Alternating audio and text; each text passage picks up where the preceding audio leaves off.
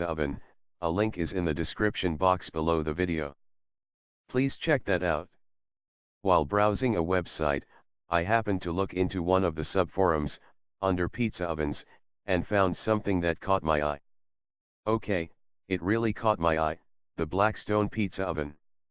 Basically, a $279 propane-powered pizza cooker that cranks out pies in just a few minutes, with the same kind of crust charring you'd get from a wood-fired oven, and at an unbelievable price tag. What sold me on trying the Blackstone pizza oven were a number of old-timers in the forum who were initially skeptical and purchased the oven and became solid converts. I had to get one and see for myself if the Blackstone pizza oven lived up to its reputation. A few days later, my unit arrived.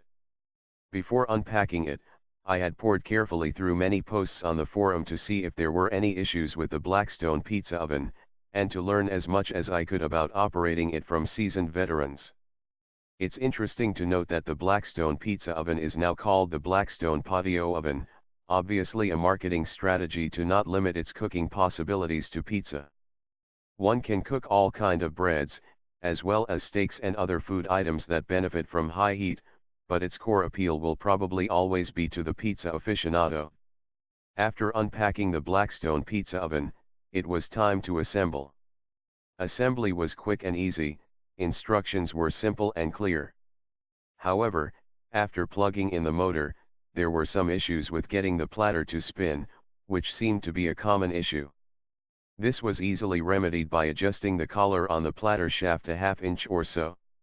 It would have been helpful if this had been addressed in the instructions, as had I not done as much research from users on pizzamaking.com, it would have taken me a bit longer to figure this out.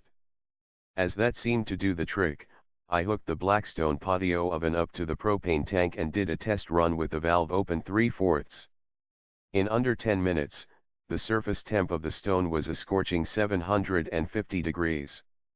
While I wasn't expecting the built-in thermometer on the front of the roof of the oven to be terribly accurate, it was actually quite close to the readings I was getting from my handheld thermometer.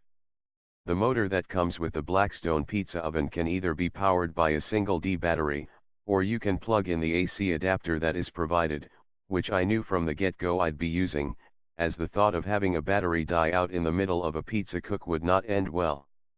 My last pre-cook observation was that launching a pie on the Blackstone pizza oven while the platter was spinning could be potentially disastrous without some practice, especially if not done quickly. It made more sense to me to just turn the motor off quickly, launch the pie on the stone, then turn it back on when the pizza is securely on the stone. At this point, I felt fairly confident about my first test run. So let's see how it performed. I decided to put the pies on when the stone temp reached 675 degrees. Both pizzas cooked in under 4 minutes. For the last 20 seconds or so, I cranked up the heat to near full blast to help accelerate the browning of the top. The verdict? These were the best pizzas I ever cooked. The crust was done to absolute perfection, and yet, the dough was soft and slightly chewy on the inside. I was sold. Subsequent cooks led to similar results. There's a lot to like about the Blackstone pizza oven. Easy assembly, it took under 15 minutes to put the Blackstone pizza oven together. Simple design/ease of use, there's not a lot of moving parts and it's easy to operate.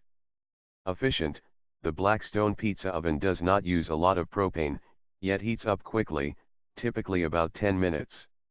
Short cooking time, depending on how hot you get the oven, your pizzas will be ready in 2 to 5 minutes. If you're cooking for a crowd, you literally could cook 10 pizzas an hour if you have an assistant or two. That's a lot of pizzas. Portable, the Blackstone pizza oven has wheels, so you can move it around at will. It's also easy to disassemble if you plan to take it to a remote location. Easy to clean, the only thing you'll need to clean will be the stone. Whether you're using flour, semolina, or cornmeal as the lubricant on your pizza peel, the leftover particles do get quite charred, so all you need to do is wipe it down when the Blackstone pizza oven has either cooled completely, or before each cook. Any downsides?